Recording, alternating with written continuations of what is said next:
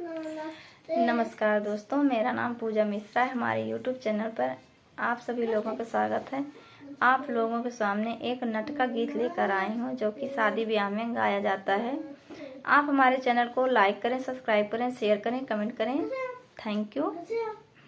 अमवा की लंबी चौड़ी पाती, सिपाही कोई तोड़े ना पावे। अमवा की लंबी चौड़ी पाती, सिपाही कोई तोड़े ना पावे। बड़े प्रेम से जीवना बनाए, बड़े प्रेम से जीवना बनाए। जे मैं ननदे ननदोइया, ननद जी के भैया हमार लगे सैया, दूसरे कोई जेव न पावे। जेवै ननदे ननदोइया, ननद जी के भैया हमार लगे सैया, दूसरे कोई जेव न पावे। अमवा की लंबी चौड़ी पाती, दूसरे कोई तोड़े ना पावे। बड़े प्रेम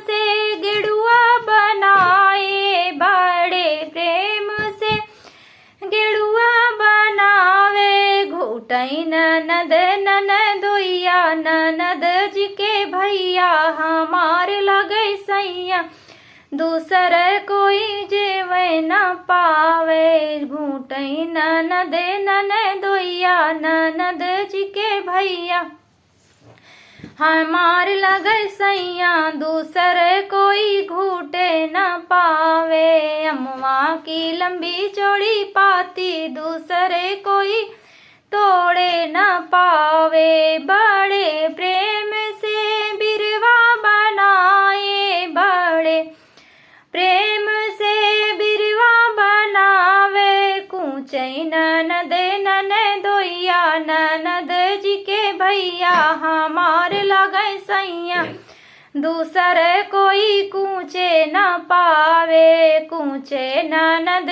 ननदोइया, ननद जी के भैया हमार लगे सैया, दूसरे कोई कूचे न पावे। अमवा की लंबी चौड़ी पाती, दूसरे कोई तोड़े न पावे।